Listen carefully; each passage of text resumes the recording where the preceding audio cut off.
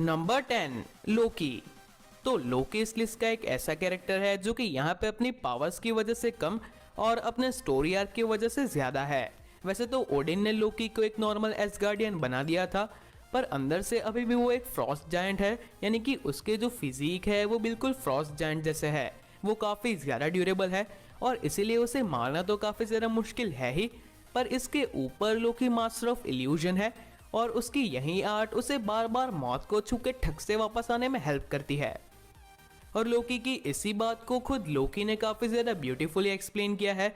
जब लोकी की सीरीज में सेल्वी ने लोकी से पूछा था कि वो क्या चीज है जो कि लोकी को एक लोकी बनाती है, तब उसने सेल्वी को आंसर किया था कि लोकी काफी बार हारते भी है पर लोकी कभी मरते नहीं।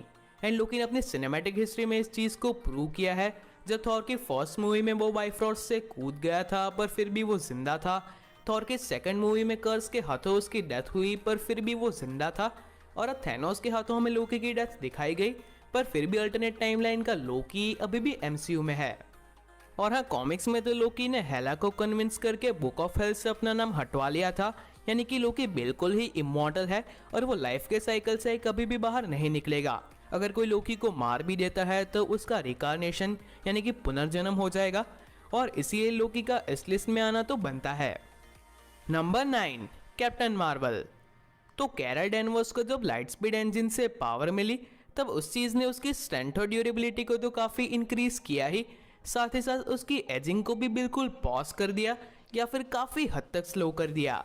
और इसी वजह से निक फ्यूरी यंग से लेकर ओल्ड हो चुके हैं, पर अब तक कैप्टन मार्वल के लुक में कोई भी चेंज नहीं आया, सिर्फ उसकी हेयर स्टाइल चेंज हुई है। और कैप्टन मार्वल कितनी ड्यूरेबल है ये हम मूवीज में भी देख चुके हैं। जब उसने क्री की मिसाइल्स को अपने ऊपर ले लिया था, थैनोस के पंचेस का उसके ऊपर कोई असर नहीं हुआ था, और यहाँ तक कि उसने पावर स्टोन के पंच को भी सरवाइव कर लिया था। कॉमिक्स में ऐसा कहा जाता है कि वो थॉर जितनी ही ड्यूरेबल है। तो आप खुद सोचो कि अगर ऐसे कैरेक्टर इस लिस्ट में नंबर 9 पे होगी तो आगे जाके आपको कैसे कैसे कैरेक्टर्स देखने को मिलेंगे। तो चलिए बढ़ते हैं हमारे नेक्स्ट कैरेक्टर के ऊपर। Number 8 Adam warlock. तो वैसे तो इस लिस्ट में मैंने ऐसे ही कैरेक्टर्स को लिया है जो कि कभी ना कभी हमें बिग स्क्रीन पे दिखे हो, फिर चाहे वो फॉक्स का यूनिवर्स हो या फिर मार्वल का सिनेमैटिक यूनिवर्स। पर यहाँ पे मैंने एडम वॉरलॉक को इस लिस्ट में इसीलिए लिया है क्योंकि वो हमें गार्डियंस ऑफ गैलेक्सी के एंड क्रेडिट सीन में दिखाया गया था, जहाँ पे एडम वॉरलॉक को बनाया जा रहा था।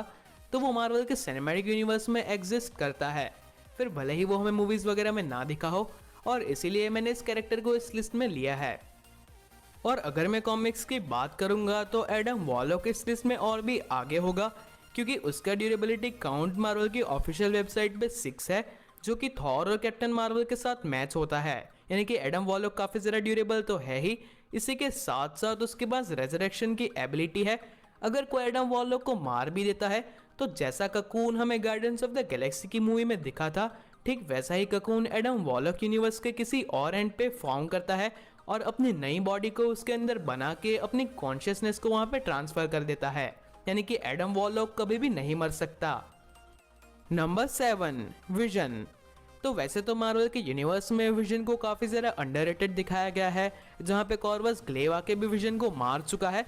पर आप खुद ही सोचो कि एक ऐसा कैरेक्टर जो कि अपनी डेंसिटी को कंट्रोल कर सकता है, किन्हीं भी ऑब्जेक्ट के बीच में से फ्रेज हो सकता है, यानी कि अगर वो चाहे तो उसे छूना तक पॉसिबल नहीं है, तो फिर उसे मारना पॉसिबल कैसे हो सकता है।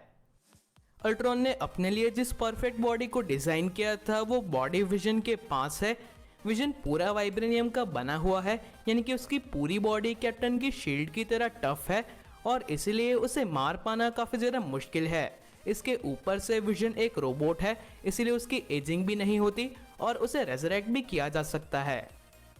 अगर आयरन मैन या फिर वकांडा जैसी टेक्नोलॉजी हो या फिर स्वॉर्ड जैसी, तो उसका यूज करके विजन को वापस से रिबिल्ड किया जा सकता है।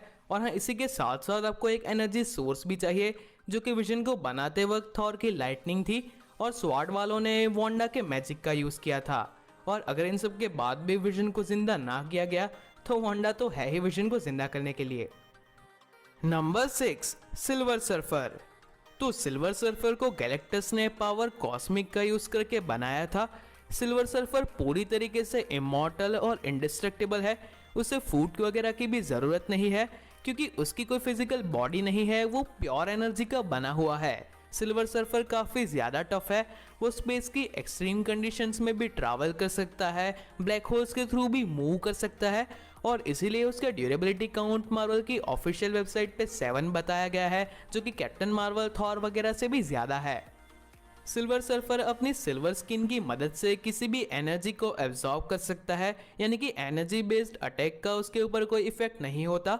साथ ही साथ सिल्वर सर्फर बिल्कुल विजन की तरह ही ऑब्जेक्ट के बीच में से फ्रेज तक हो सकता है और अपने पावर कॉस्मिक का यूज करके वो खुद तो हील हो ही सकता है और हमने देखा है कि किस तरीके से वो औरों को भी हील कर सकता है। सिल्वर सर्फर एक ऐसा कैरेक्टर है जो कि काफ़ी ज़्यादा ओवर पावर्ड है, बस वो इस लिस्ट में पीछे इसलिए है क्योंकि वो अभी तक हमें एमसीयू में नहीं दिखा, न ही फॉक्स ने उसकी सारी पावर्स को एक्सप्लोर किया है। नंबर 5 ग्रूट। तो नंबर 5 पे है हमारे पास ग्रूट और ये कैरेक्टर तो इस लिस्ट में नंबर 5 पे होगा ही, क्योंकि अब तक जितने भी मार्वल कैरेक्टर्स हमें ऑन स्क्रीन दिखाए गए हैं उन सब में ग्रूट का हीलिंग फैक्टर और ग्रोइंग स्पीड बाकी सबसे कहीं ज़्यादा है। ग्रूट के हीलिंग फैक्टर को हम कहीं पॉइंट पे देख सकते हैं। जब ग्रूट ने हमारे थॉर के लिए स्टॉर्म ब्रेकर का हैंडल बनाया था अपने हाथ को ग्रो करके, या फिर जब गमोरा ने ग्रूट के दोनों हाथों को काट दिया था तभी ग्रूट ने इजीली अपने दोनों हाथों को ग्रो कर लिया था। इसके अलावा ग्रूट की ग्रोइंग स्पीड भी हमें कहीं पॉइंट पे दिखाई गई है, जब ग्रूट ने अपने दोनों हाथों को ग्रो करके क्री के कहीं सारे सोल्जर्स को मार दिया था, या फिर थैनोस को अपने टेक्टिकल्स में जकड़ लिया था, या फिर अगर मैं बात करूं कि ग्रूट ने जब अपने आप को ग्रो करके गार्डियंस को नीचे गिरने से बचाया था। और हाँ, ग्रूट पूरी तरीके से अनकिलेबल है, यानी कि अगर ग्रूट को मार भी दिया जाता है तो बहुत ही छोटे बचे हुए पार्ट में से भी वो वापस से रीग्रो हो सकता है। और ऐसा ही कुछ हमें गार्डियंस ऑफ द गैलेक्सी की मूवी में भी दिखाया गया था, जब बड़े ग्रूट के मरने के बाद हमें बेबी ग्रूट और टीनेज ग्रूट देखने को मिले हैं, और अब जाके शायद मूवी में हमें अल्फा ग्रूट भी देखने को मिलेगा। और इसके पीछे का रीज़न भी हमें एनिमेटेड सीरीज में एक्सप्लेन किया गया है कि जब रोनन ग्रूट के प्लेनेट को डिस्ट्रॉय कर देता है और ग्रूट वहाँ पे आखिरी बचा हुआ सर्वाइवर होता है, तब वो अपने प्लेनेट की वर्ल्ड एनर्जी को अपने अंदर ले लेता है और वही लाइफ फोर्स ग्रूट को हमेशा जिंदा रखती है। Number 4 Wolverine. तो अगर मैं हीलिंग फैक्टर बोलता हूँ तो ऐसा पहला कैरेक्टर जो कि आपके माइंड में आएगा वो ऑफ कोर्स वुल्वरीन ही होगा। वुल्वरीन एक ऐसा कैरेक्टर है जो कि वर्ल्ड वॉर 2 के नाजी सोल्जर्स की बुलेट को या फिर जापानीज निंजास के एरोस को तो कुछ ही सेकंड में हील कर सकता है, पर वो न्यूक्लियर ब्लास्ट को भी काफ़ी आसानी से सरवाइव कर चुका है। वुल्वरीन का हीलिंग फैक्टर उसकी एजिंग को स्लो करता है, उसकी बॉडी को सारी डिसीज से भी प्रोटेक्ट करता है, और इन सारी चीज़ों के एडिशन में वुल्वरीन को वेपन एक्स प्रोजेक्ट से जो एडमांटियम मिला है वो उसकी ड्यूरेबिलिटी को भी नेक्स्ट लेवल पे पहुंचाता है। और इन सारी चीज़ों की बदौलत वुल्वरीन ने कई बार कॉमिक्स में और मूवीज़ में अपनी डेथ को ओवरकम किया। कहीं सारे लोगों ने वुल्वरीन को मारने की कोशिश की पर कोई भी सक्सेसफुल नहीं हुआ। और हाँ, वुल्वरीन के इस लिस्ट में पीछे होने का भी एक ही रीज़न है कि जिस तरीके से सुपरमैन की वीकनेस क्रिप्टोनाइट है, ठीक उसी तरह वुल्वरीन की वीकनेस भी वो चीज़ है जो कि वुल्वरीन को पावर देती है, यानी कि एडमेंटियम। एडमेंटियम ने कई बार वुल्वरीन को काफ़ी नुकसान पहुंचाया है, जैसे कि वुल्वरीन की मूवी एक्समैन ओरिजिन वुल्वरीन में जब उसे एडमेंटियम की बुलेट से शूट किया गया तब उसके दिमाग में परमानेंट इंजरीज हुई जिसे वो हील नहीं कर पाया, या फिर डेथ ऑफ वुल्वरीन की स्टोरी लाइन में कॉमिक्स में उसे एडमेंटियम में डुबो के ही मारा गया, या फिर वुल्वरीन की 2013 की मूवी में उसके क्लॉज को ही एडमेंटियम का यूज़ करके काट दिया गया, या फिर लोगन की मूवी में उसकी डेथ का रीज़न भी एडमेंटियम पॉइजनिंग बना। तो इसी वजह से वुल्वरीन इस लिस्ट में पीछे है। Number 3 Thor. तो नंबर 3 पे है हमारे पास थॉर, और इस कैरेक्टर को नंबर 3 पे देखने के बाद लोगों के दो टाइप के रिएक्शन तो आने ही वाला है।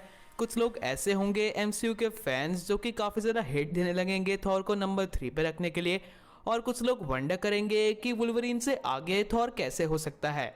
तो मैं इन दोनों चीज़ों को काफ़ी प्रॉपरली एक्सप्लेन करूँगा, जस्ट वेट। तो थॉर मार्वल की कॉमिक्स और मूवीज़ दोनों का one of the most durable character है, जहाँ पे कॉमिक्स में उसने वॉर ऑफ फिल्म की स्टोरी लाइन में स्टार के अंदर अपने आप को सर्वाइव किया था, तो मार्वल के सिनेमैटिक यूनिवर्स में उसने न्यूट्रॉन स्टार की एनर्जी को अपने ऊपर ले लिया था, जिसका टेम्परेचर कहीं करोड़ डिग्री सेल्सियस हो सकता है। इसी के साथ साथ कॉमिक्स में उसने इन्फिनिट बुक को उठाया था, तो मूवीज में उसने इन्फिनिटी स्टोन यानी कि पावर स्टोन की टॉर्च को अपने ऊपर ले लिया था, जिसके सिर्फ टच से प्लैनेट्स डिस्ट्रॉय हो जाते हैं। मूवीज में उसने हल्के पंचेस को अपने फेस के ऊपर लिया था, जिसका एक ही पंच चित्तौरी के लेविथाल तक को नॉकआउट कर सकता है। और हाँ, इसके अलावा एक और चीज जिसके बारे में आप में से काफी सारे लोग नहीं जानते होंगे कि थॉर के पास भी अपना हीलिंग फैक्टर है और थॉर के हैमर्स थॉर को हील कर सकते हैं। थॉर की फर्स्ट मूवी में जब डिस्ट्रॉयर से लड़ते लड़ते थॉर घायल हो जाता है और फिर वो अपने म्योनिर को उठाता है, तब उसके सारे घाव हील हो जाते हैं।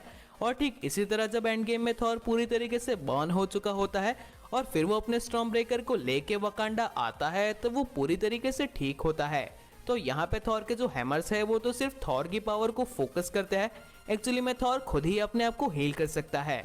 और इसका बेस्ट एग्जांपल आप हेला के साथ देख सकते हैं कि जब थॉर रैग्नारॉक में थॉर ने हेला के अंदर गंगानीर मारा था, तब हेला ने कुछ ही सेकंड्स में अपने आप को हील कर लिया था। और अगर फ्यूचर में थॉर अपनी सारी पावर को फोकस कर पाएगा तो वो भी ये चीज कर सकता है। तो थॉर इस लिस्ट में पीछे इसीलिए है क्योंकि थॉर ने अभी तक अपने हीलिंग फैक्टर को और अपनी थॉर फोर्स को पूरी तरीके से एक्सप्लोर नहीं किया है। और एमसीयू में भी थॉर की ड्यूरेबिलिटी को डिग्रेड किया गया है, जैसे कि डिस्ट्रॉयर ने थॉर को डैमेज किया था या फिर हेला ने थॉर की आंख फोड़ दी थी। और थॉर एक ऐसा कैरेक्टर है जिसकी एजिंग भी होती है, भले ही वो हजारों सालों तक जिंदा रहता हो पर उसकी एजिंग होती है और वो भी बुढ़ा होगा। यानी कि ऐसा नहीं है कि थॉर का मरना बिल्कुल इम्पॉसिबल है, पर आगे लिस्ट में जो दो कैरेक्टर्स है उनकी मरने की पॉसिबिलिटी बिल्कुल 0% है। Number 2, Hulk.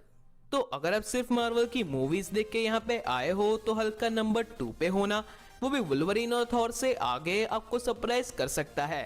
पर अगर आप हल्क के ट्रू पोटेंशियल और उसकी पावर्स के बारे में जानोगे, जो कि हमें मार्वल के सिनेमैटिक यूनिवर्स में देखने को नहीं मिली है, तो ये चीज आपको सरप्राइज नहीं करेगी, क्योंकि मार्वल की कॉमिक्स का हल्क मार्वल की मूवीज से कहीं गुना ज्यादा पावरफुल है। मार्वल की मूवीज में तो सिर्फ हमें इतना दिखाया गया है कि हल्क थोड़ा सा ड्यूरेबल है और उसमें बुलेट्स वगैरह का असर नहीं होता, पर मार्वल की कॉमिक्स में हल्क मार्वल के यूनिवर्स का सबसे ज्यादा ड्यूरेबल कैरेक्टर है। उसकी ड्यूरेबिलिटी की रेटिंग 7/7 है, जो कि थॉर और कैप्टन मार्वल से भी ज्यादा है। और मार्वल के कई पावरफुल कैरेक्टर्स जैसे कि सेंट्री, हाइपीरियन, हरक्यूलिस, थॉर, वो सब भी हल्क को कोई भी नुकसान नहीं पहुंचा पाए। और वुल्वरीन ने तो ऐसा तक एडमिट किया है कि जब हल्क एंग्री होने लगता है तो हमने देखा ही है कि किस तरीके से उसकी स्ट्रेंथ और पावर्स बढ़ने लगती है।